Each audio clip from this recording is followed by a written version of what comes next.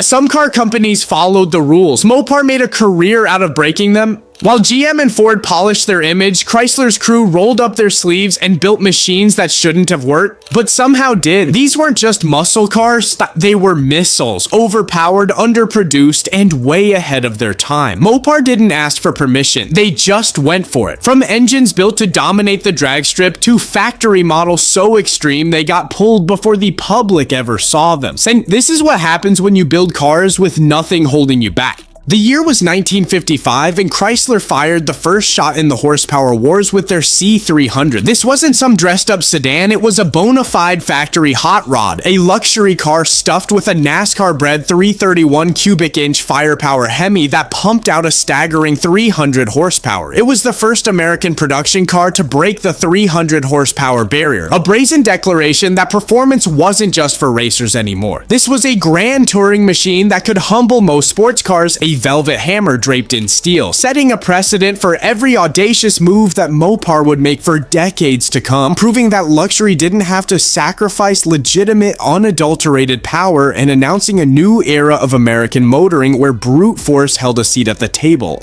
Then came 1960 and the Ramcharger's high and mighty drag car. This wasn't a factory-built beast, but a collection of Chrysler engineers burning the midnight oil, pushing the limits of physics. They tilted the engine, raised the suspension, and perfected the weight transfer, creating a street-legal, albeit extreme machine that looked like it was perpetually doing a wheelie. This grassroots effort, backed by factory knowledge, shattered records and sent shockwaves through the drag racing community, proving that Mopar minds, even after hours, were always scheming for domination, bending the rules of what was possible in a production-based chassis and inspiring countless backyard builders to think outside the conventional box, igniting a culture of innovation from the ground up. In 1962, the Plymouth Belvedere with the Max Wedge engine arrived, a no-nonsense, lightweight B-body built for one purpose, demolishing the competition on the drag strip. You could get it with a 413 cubic inch V8 featuring radical cross-ram intake manifolds and dual 4-barrel cars, producing advertised figures of 410 or 420 horsepower. This was a thinly veiled race car stripped of creature comforts designed for the quarter mile. It was brutal, loud, and utterly dominant. A clear signal that Plymouth wasn't interested in pretty. They were interested in winning, often forcing competitors back to the drawing board to find an answer to the Max Wedge's unrelenting assault on the asphalt, marking a pivotal moment in the arms race for straight-line speed. The legendary 426 Hemi debuted in 1964, not in a street car, but exclusively for NASCAR. This elephant engine was so powerful, so dominant on the track that NASCAR, in a desperate attempt to level the playing field, effectively banned it in 1965 by requiring engines to be available in street production vehicles. Chrysler's response, they simply built a limited run of Hemi-powered street cars for 1966, forcing NASCAR to backpedal. This wasn't just a win on the track, it was a power play, a bold move that solidified the Hemi's untouchable status and cemented Mopar's reputation for bending the rules to their will, demonstrating an unwavering commitment to performance that transcended mere racing victories. The 1968 Dodge Dart and Plymouth Barracuda Hearst Hemi cars were purpose-built drag strip Taros. These weren't regular production cars that happened to be fast. They were literally sent to Hearst Performance for radical modifications, including acid-dipped body panels for weight reduction, fiberglass front ends, and of course the monstrous 426 Heman. They were so potent that they arrived at dealerships with warnings deemed not street legal, yet they were sold to privateers who unleashed them on drag strips, reshaping the landscape of super stock racing and showing just how far Mopar would go to put a winning car in the hands of a dedicated racer, completely outside conventional selling practices and defying all notions of street legality.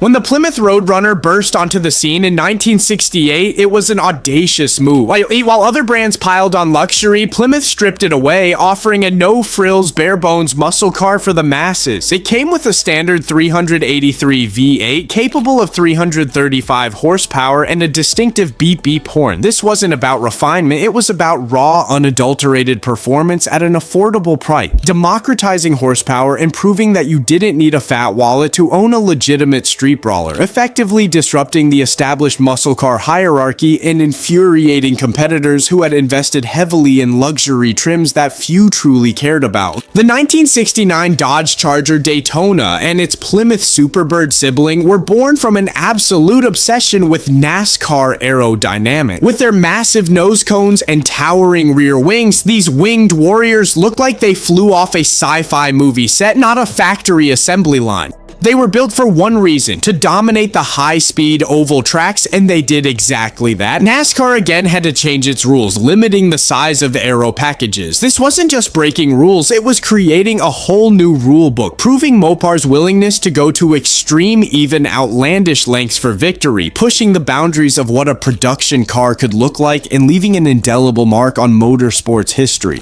In 1969, Mopar introduced the A12 code Plymouth Roadrunner and Dodge Super Bee. These were street-legal drag racers straight from the factory, powered by the incredible 446-pack engine, topped with 3 two-barrel carburetors and rated at 390 horsepower. These cars famously came with a lift-off fiberglass hood painted black, hinting at their serious intentions. While they were raw, loud, and brutally fast, designed to dominate Saturday night street races and Sunday drag meets, showcasing Mopar's commitment to delivering maximum performance with minimal fuss. A true blue-collar beast that punched far above its weight, a no-nonsense approach to speed that resonated deeply with the core muscle car audience. The 1970 Plymouth Hemi Cuda convertible is a legend, not just for its beauty, but for its rarity and sheer audacious power. Only 14 were ever built, making it one of the most sought-after muscle cars of all time. With the 426 Hemi under the shaker hood, these convertibles were more than just collector's items. They were monuments to an era when American car manufacturers pushed the limits of performance in open-air form, a decadent display of horsepower that simply defied convention and screamed X as a wild statement of power in a top-down package, showing the world exactly what a limited production open-top muscle machine could be. The 1970 Dodge Challenger TA and Plymouth Cuda AAR were special homologation cars built to qualify for SCCA Trans Am race. They featured unique spoilers, side exit exhaust, and smaller 340 cubic inch engines, unlike their big block brethren, topped with a trio of two-barrel cars. These cars were designed for agile road racing, a departure from Mopar's usual straight-line dominance. They proved Mopar could build nimble, high-revving machines capable of turning corners just as aggressively as they ate up drag strips, surprising many who stereotyped them as only building point-and-shoot muscle, showing a versatility few expected and proving their engineering prowess extended beyond the quarter mile. The 1971 Dodge Charger Super Bee introduced a distinctive sculpted body that moved away from the boxier designs of earlier Bee bodies. While the muscle car era was starting to wane, the Super Bee still offered serious firepower, including the 446-pack, making it one of the last true high-performance Chargers of that golden age. Its more refined yet still aggressive styling was a bold statement, showing Mopar could evolve its aesthetic while maintaining its commitment to serious street-dominating power, proving that even as regulations tightened, their commitment to performance remained unyielding, a final defiant roar before the winds of change blew harder. In the mid-1960s, Chrysler dabbled with turbine engines in concept cars like the 1963 turbine car, offering 50 of them to the public for testing. This was a radical departure from traditional internal combustion, a bold futuristic experiment that showcased Mopar's willingness to explore unconventional power plants. While they never made it to mass production, this project was a testament to Chrysler's pioneering spirit, demonstrating an engineering audacity that went far beyond mere horsepower wars and truly broke the mold, envisioning a future of propulsion far beyond gasoline and truly challenging the status quo of automotive power. The 1967 Plymouth GTX was marketed as the gentleman's muscle car, combining upscale trim with serious performance. It came standard with the 440 Super Commando 5.8, producing 375 horsepower with the mighty 426 Hemi as an option. This was a luxury muscle car, a refined beast, proving that Mopar could blend comfort and style with brute force, challenging the notion that muscle cars had to be crude or uncomfortable. It was a sophisticated sledgehammer, a velvet glove over an iron fist twist, disrupting expectations of what a muscle car could be and appealing to a broader demographic without sacrificing an ounce of performance integrity. The 1966 Dodge Coronet 426 Hemi models were the first street production cars to officially offer the legendary Hemi engine. After NASCAR's homologation rules forced Chrysler's hand, these Coronets, available in limited numbers, brought the raw race-bred Hemi to the street, bypassing the previous year's racing-only restriction. This was a triumph of engineering and strategy, bringing an engine previously reserved for the track directly to the pavement, making factory-backed dominance accessible to the public and unleashing a legend upon unsuspecting asphalt, forever changing the perception of what a street car could truly be. The 1969 Dodge D500 Coronet offered a rare glimpse into a unique engine option. The 426 Hemi was not initially available in all Coronet models, making some configurations incredibly rare.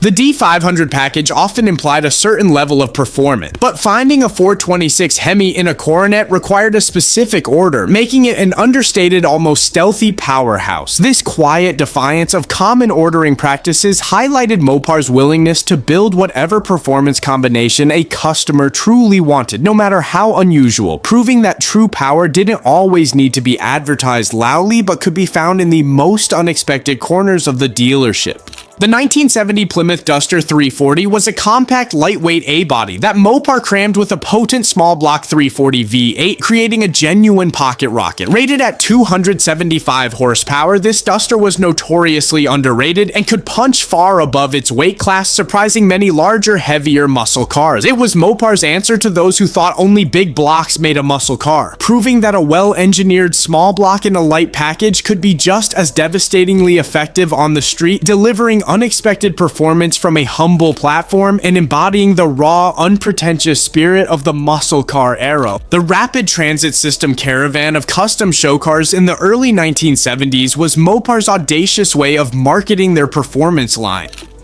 These were wildly customized Dusters, Cudas, and Roadrunners, transformed into exaggerated, funny car-inspired street freaks with outrageous paint, body kits, and often untouched Hemi power under the hoods. They weren't production cars, but they were a pure, unadulterated statement of Mopar's commitment to radical, attention-grabbing performance, literally driving their wild side across the country and blowing minds, pushing the boundaries of factory-sanctioned showmanship, and leaving an unforgettable impression on a generation of enthusiasts. In 1963, Dodge produced the 330 and 440 Max Wedge sedans. These were pure dragstrip weapons, stripped down and equipped with a huge 426 cubic inch Max Wedge engine, pushing well over 400 horsepower. They were notorious for their thunderous exhaust notes and their ability to lift the front wheels on launch. These cars weren't about comfort or style. They were about raw, uncompromised quarter-mile times, firmly establishing Mopar as the king of factory-built drag racers, much to the chagrin of rival manufacturers who struggled to keep pace with these unadulterated land rockets, and fundamentally altering the landscape of competitive drag racing. The 1970 Chrysler 300 Hearst was an unusual collaboration, blending the luxury of the full-size 300 with serious muscle car credentials. It came with a 440 TNT engine rated at a formidable 375 horsepower and featured special paint and interior trim. This was a grand, almost absurd fusion of executive comfort and street-bruising power, a testament to Mopar's belief that even their most upscale models could embody a rebellious, high-performance spirit, breaking the unwritten rule that luxury cars couldn't be tire-shredding monsters. A flamboyant blend of prestige and pure power that turned heads and shattered expectations simultaneously. The 1965 Dodge Coronetta 990 lightweight package cars were a response to fierce drag racing competition. These were extremely limited production vehicles built specifically for super stock racing, featuring lightweight aluminum body panels, plexiglass windows, and a stripped-down interior. With the mighty 426 Hemi, these cars were uncompromising race machines, so focused on shedding weight and maximizing power that they blurred the line between production car and full-blown race car, pushing the boundaries of what was acceptable for stock competition, forcing competitors to rethink their own approaches to homologation and setting new benchmarks for factory-backed performance. The 1960 1969 Charger 500 was another direct shot fired at NASCAR's rulebook. It was a Charger with a flush-mounted grille and rear window designed to improve aerodynamics over the standard recessed design, offering a slight yet crucial advantage on high-speed tracks before the winged warriors arrived. While visually subtle compared to the Daytona, this small aerodynamic tweak was a sophisticated move, demonstrating Mopar's relentless pursuit of every fractional advantage, challenging the very definition of a production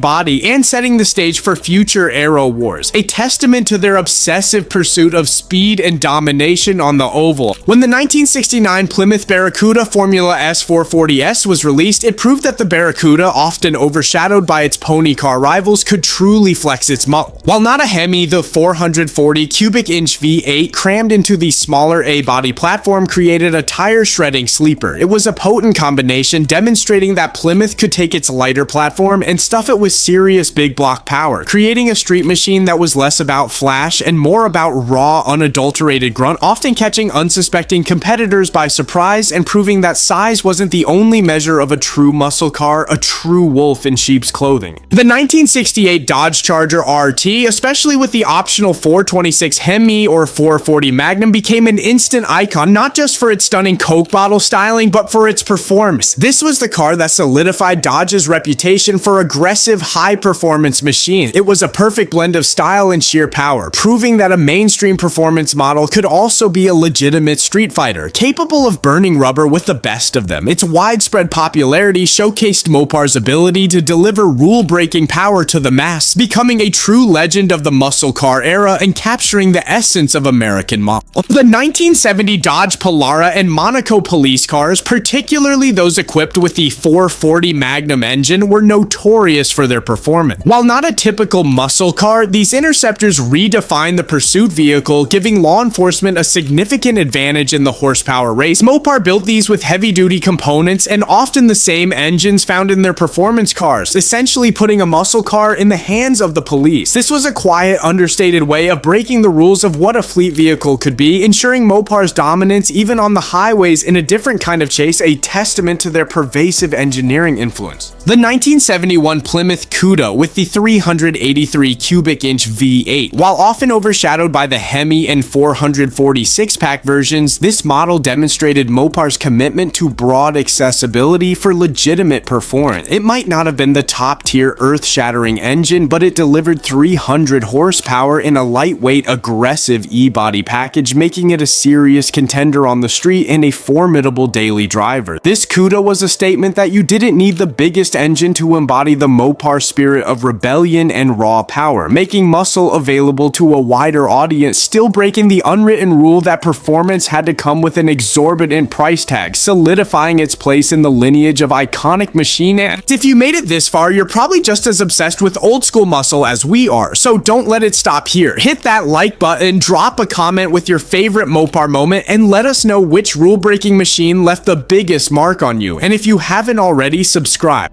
because we're just getting started. There's a whole lot more raw American horsepower where this came from. Whether it's rare builds, wild engines, or forgotten legends, we're bringing it all. So buckle up, it only gets louder from here.